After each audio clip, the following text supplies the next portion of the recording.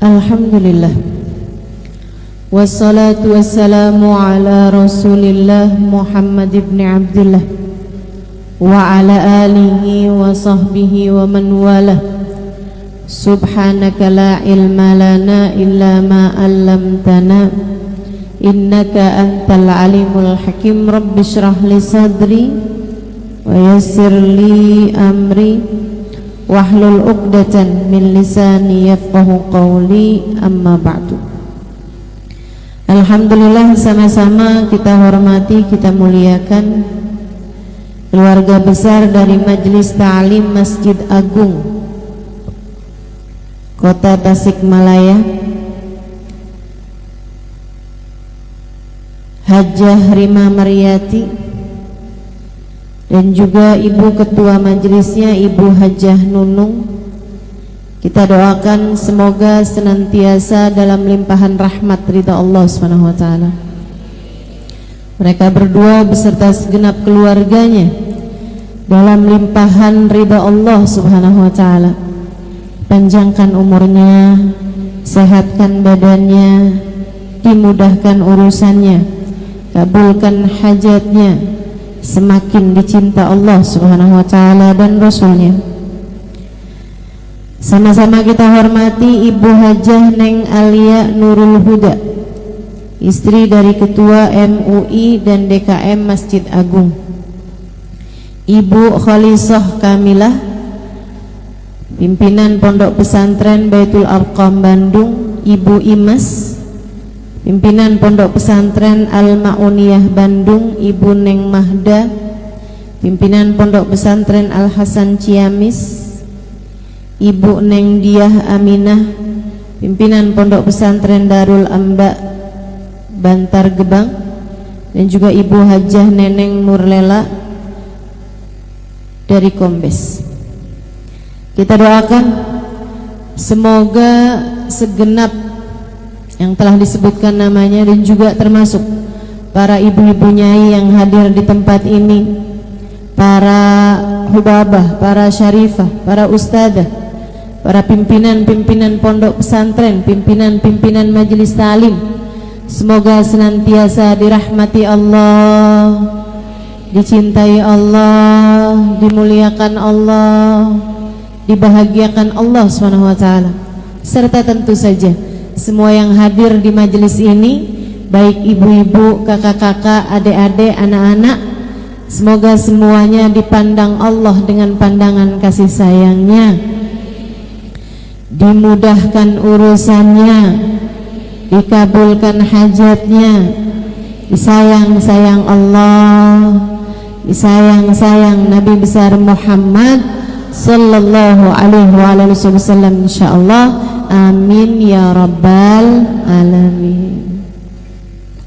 Mukjizat doa ini yang akan kita bahas pada hari ini. Doa, ibadah yang luar biasa. Kita harus banyak-banyak berdoa.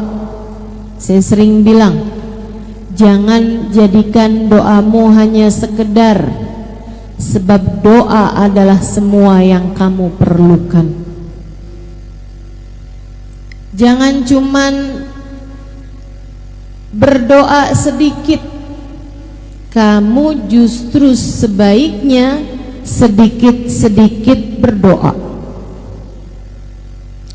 Dikit-dikit doa, dikit-dikit doa. Itu yang seharusnya kita lakukan.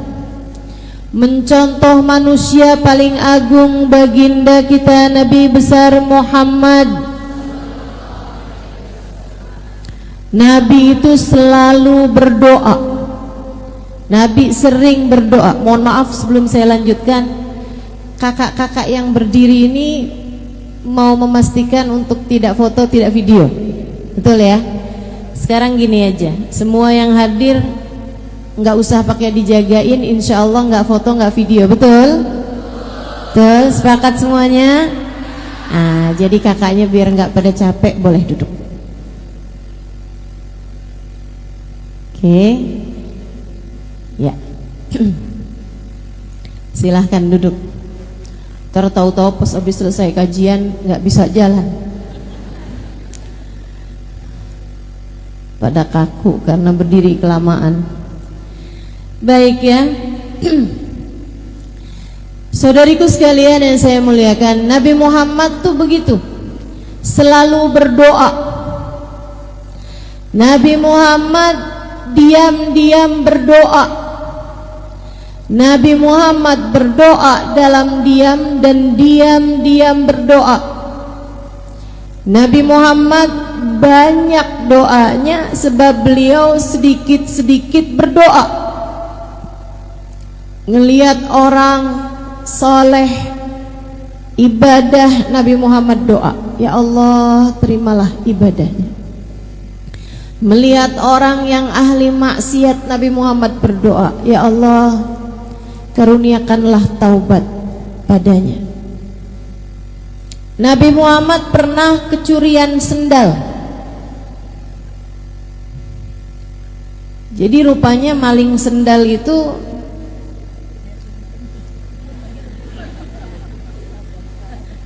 ada sanadnya ya. Tapi kalau ngambil sanad tuh yang bagus-bagus aja gitu. Maling sendal, Nabi kehilangan sandalnya di suatu tempat. Begitu tahu sandalnya hilang, dan teman-teman, Nabi itu nggak kayak kita punya beberapa pasang sendal. Sendal ke pasar lain, betul? Sendal ke pasar ikan lain, sendal rumah lain, sendal jalan-jalan lain, sendal kondangan lain. Begitu? Nabi nggak gitu. Nabi hanya punya sepasang sendal. Kalau hilang artinya Nabi Muhammad nggak lagi punya sendal.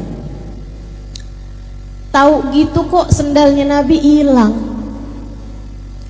Begitu Nabi Muhammad menyadari, tahu bahwa sandalnya hilang, beliau berdoa, ya Allah, jika yang mengambil sandal saya adalah orang yang enggak punya sandal, berkahilah sandal saya pada kakinya.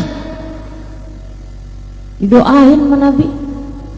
Kalau yang ngambil orang miskin nih yang enggak punya sandal, ya Allah biarin pas tuh sandal sama kakinya, bikin awet jadi berkah terus. Ya Allah, jika yang ngambil sandal saya adalah orang yang punya sandal, orang yang mampu, yang bahkan mungkin sandalnya lebih banyak daripada sandalnya Nabi, ya Allah jadikanlah ini dosa terakhir yang dia lakukan, karuniakanlah taubat kepadanya. Nabi kita Muhammad sallallahu alaihi wasallam doa, terus doa. Lihat apa aja doa. Lihat anak kecil didoain, lihat orang tua didoain. Doa buat istrinya didoain, buat sahabatnya didoain, buat umatnya didoain. Kita ini adalah keberkahan dari doa orang-orang terdahulu kepada kita. Satu waktu Sayyidah Aisyah melakukan sesuatu hal yang bikin senang Nabi Muhammad. Nabi senang. Kemudian Nabi Muhammad mendoakan Sayyidah Aisyah, Allahumma ighfir li Aisyah ma qaddamat ma akharat ma alanat ma asarat ma alimat ma lam ta'lam.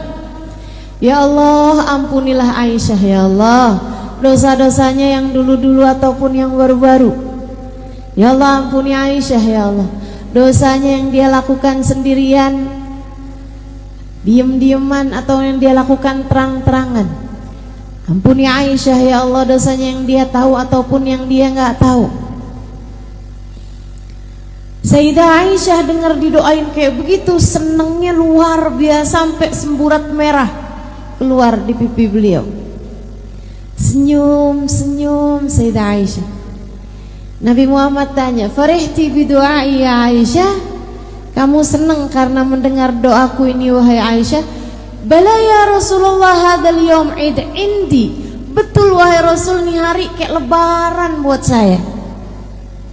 Nabi Muhammad bilang, ya Aisyah, inni da'autu bihadhihi da'wah fi kulli lailah li ummati. Aisyah, saya berdoa dengan doa yang seperti ini tiap malam.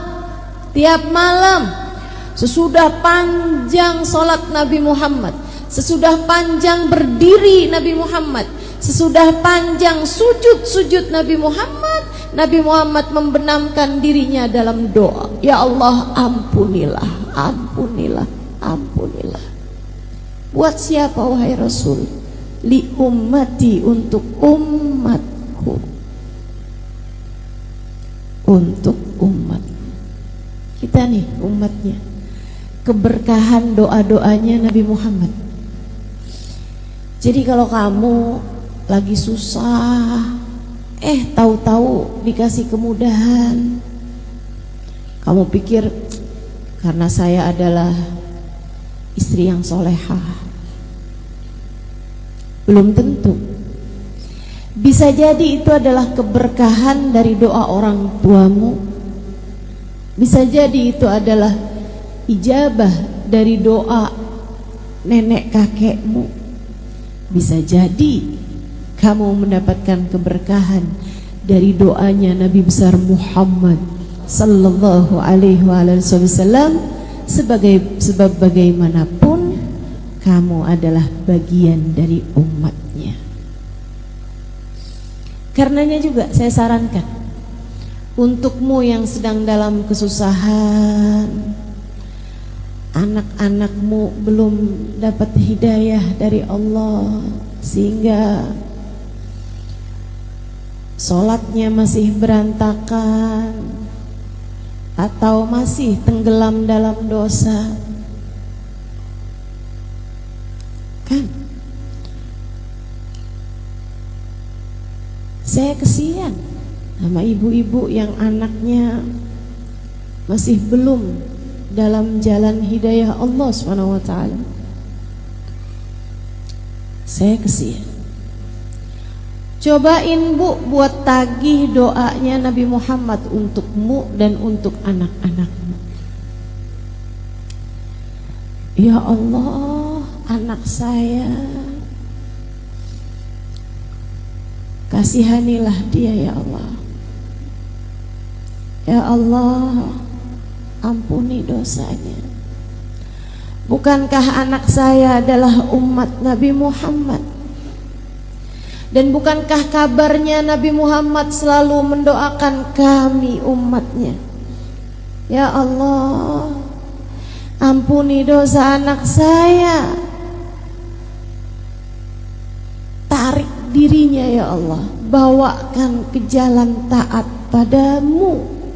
Jangan biarkan ia tenggelam dalam dosa dan kemaksiatannya.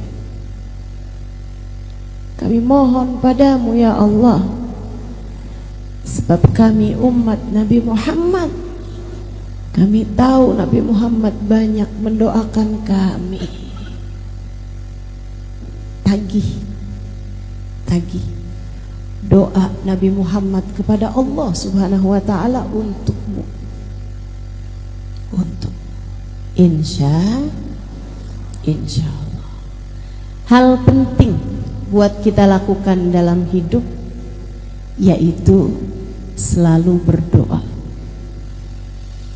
Sampai jadi kayak mukjizat gitu doa itu. Sampai kayak jadi sesuatu hal yang kita kira nggak bisa, kalau dengan doa tuh jadi bisa.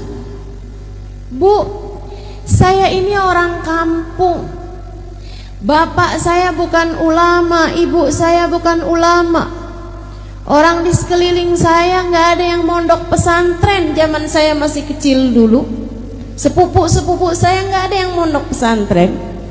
Diawali oleh kakak saya, kemudian saya memutuskan untuk pondok pesantren juga. Saya nggak pernah menyangka bahwa kemudian Allah Subhanahu wa taala akan menyibukkan saya dalam jalan dakwah ini, tapi saya merasa bahwa apa yang sedang saya lakukan saat-saat ini adalah merupakan ijabah doa dari orang-orang terdahulu yang telah mendoakan saya. Mukjizat, mukjizat. Dengan doa yang bukan siapa-siapa jadi sesiapa. Dengan doa segala kesulitan-kesulitan berganti kemudahan. Dengan doa yang gak mungkin-mungkin jadi mungkin. Dengan mukjizat doa segala yang mustahil menjadi mungkin. Jangan remehkan doa. Jangan remehkan doa. Ustazah, saya kepengen anak saya jadi ulama. Doa. Tapi anak saya udah terlanjur besar-besar. Cucu deh kalau enggak. Cucu. Doa. Doa aja terus. Kita nggak pernah tahu, teman-teman, bagaimana doa akan mengubah yang mustahil menjadi mungkin. Kita nggak pernah tahu. Kenapa bisa begitu, Ustazah? Karena ketika kamu berdoa, kamu berurusan dengan yang memiliki kendali terhadap semesta. Remotnya semesta ini Allah Subhanahu wa ta'ala yang pegang. Innama amruhu idza arada syai'an ay yaqula lahu kun. Sungguhnya urusan Allah Subhanahu wa ta'ala apabila menghendaki segala sesuatu tinggal berkata jadilah, maka jadilah sesuatu tersebut. Buat orang mungkin kayak mustahil, tapi buat Allah apa sih yang mustahil? Semuanya jadi mungkin. Karenanya jangan berhenti berdoa dan jangan remehkan doa, sebab itu adalah sumber kekuatanmu yang sesungguhnya. Saya ulangi, doa adalah sumber kekuatanmu yang sesungguhnya. Maka jangan remehkan doamu dan jangan jauh-jauh dari doa. Doa terus, doa terus. Jangan sedikit berdoa, akan tetapi kamu seharusnya sedikit-sedikit berdoa. Insya Allah. Urusan ijabahnya itu insya Allah.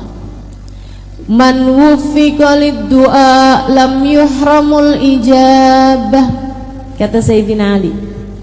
Siapa yang ditakdirkan berdoa, Allah akan berikan kepadanya ijabahnya. Sebab meskipun berdoa itu kayak saya kepengen, saya mau minta sama Allah, saya mau doa sama Allah, kayak kamu gitu yang menghendaki, pada kenyataannya hanya yang dikehendaki Allah untuk berdoa, dia yang akan berdoa.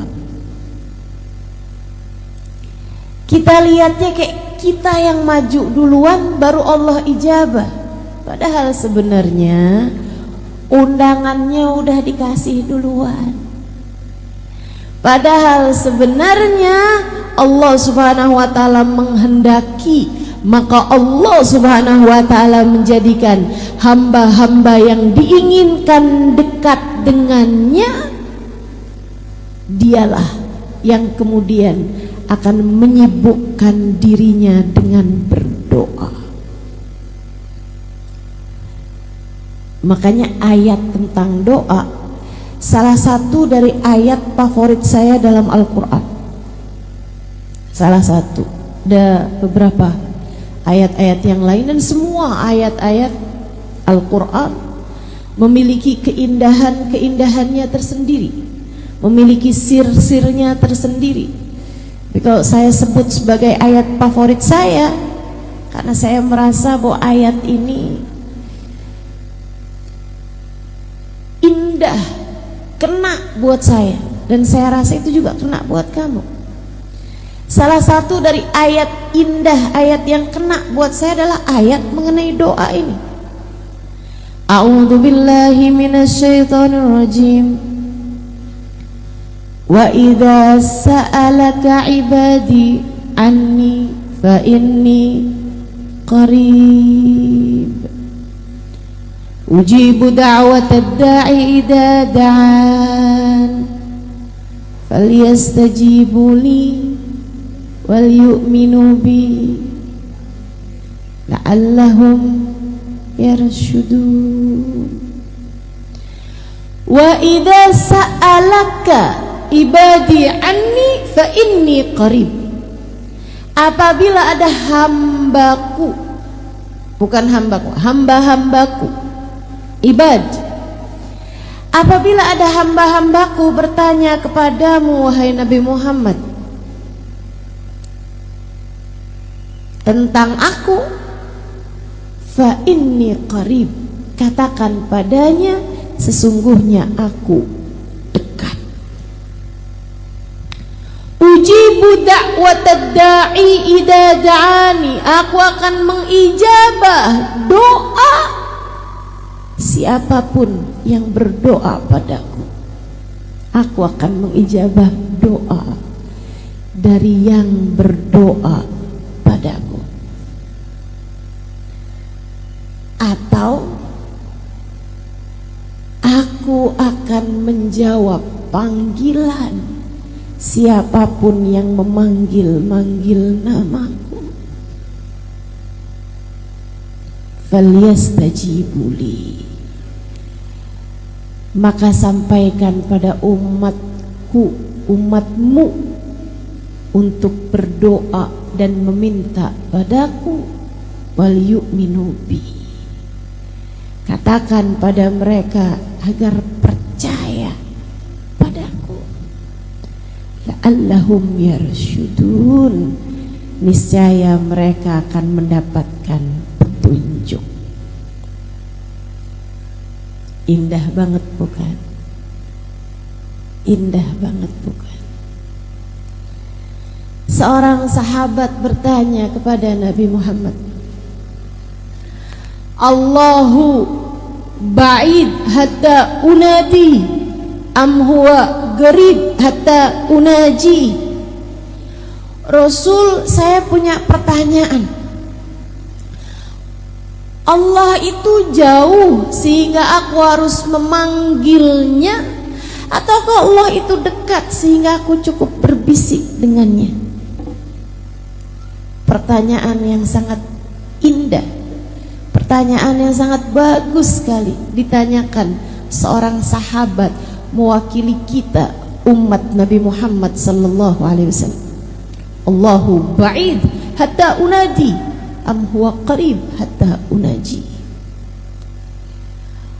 Allah jauh sehingga saya harus panggil. Ini kan kalau saya mau ngomong sama yang ada di luar masjid misalnya jauh, saya harus panggil dia gitu kan, harus berteriak bahkan, hei,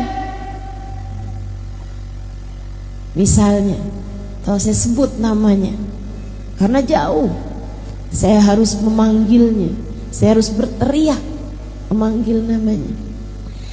Tapi kalau orangnya di samping saya, ngapain saya teriak-teriak?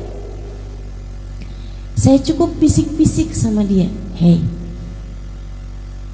Dia akan menjawab, kenapa Halimah? Kan begitu.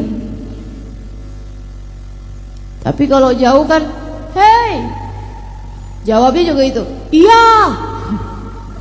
Jauh. Tapi kalau dekat kan, hei, dia akan jawab, iya. Nabi Muhammad diem, ditanya begitu. Bukan karena Nabi Muhammad nggak tahu jawabannya, tapi Nabi Muhammad punya adab sama Allah Subhanahu wa taala yang lebih besar daripada apapun. Nabi itu sama Allah adabnya luar biasa. Nabi takut menjawab sesuatu hal yang sebenarnya ada jawaban yang lebih tepat gitu. Gitu ya. Itu Nabi Muhammad yang punya ilmu aja, ilmunya udah punya, udah tahu, udah dikasih sama Allah Subhanahu wa taala. Kalau ditanya tuh nggak asal jawab atau bahkan nggak langsung jawab. Kalau teman-teman juga gitu, seharusnya kita nih jadi umatnya juga kayak gitu. Kalau kamu nggak tahu jawabannya, jangan asal jawab. Ustazah Halimah orang mana sih? Orang Tasik.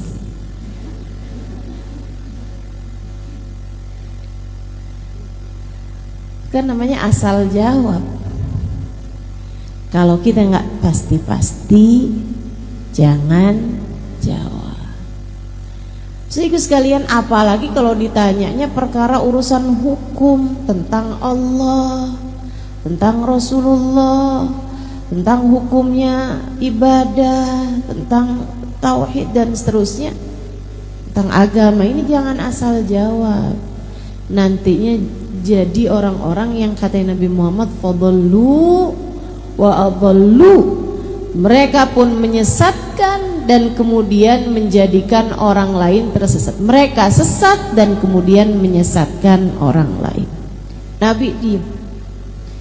Saat itulah Allah SWT mengutuskan malaikat Jibril untuk memberitahu kepada Nabi Muhammad jawaban yang ditanyakan oleh sahabat ini. A'udzubillahi minasyaitonirrajim. Wa idza sa'alaka ibadi anni fa inni qarib. Apabila hambaku bertanya kepadamu, wahai Nabi Muhammad, apakah aku dekat ataukah aku jauh, sampaikan padanya fa inni qarib.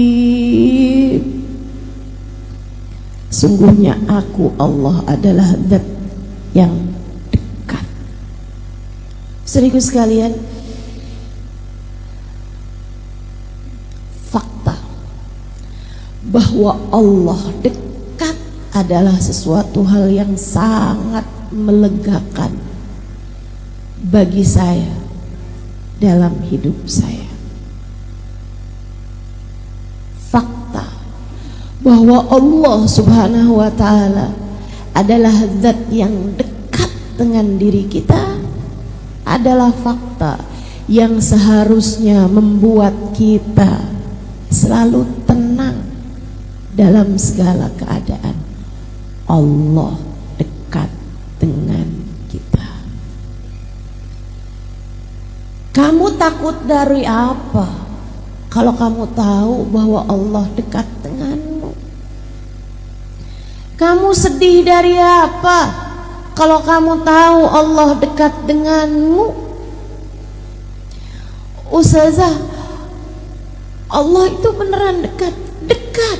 Sedekat apa? Saya kasih tahu. Sedekat apa? Sedekat seseorang dengan bayangannya? Bukan.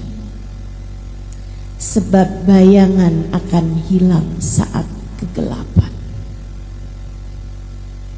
Allah tak pernah hilang. Lantas sedekat apa Ustazah? Biarkan Allah sendiri yang menjawabnya.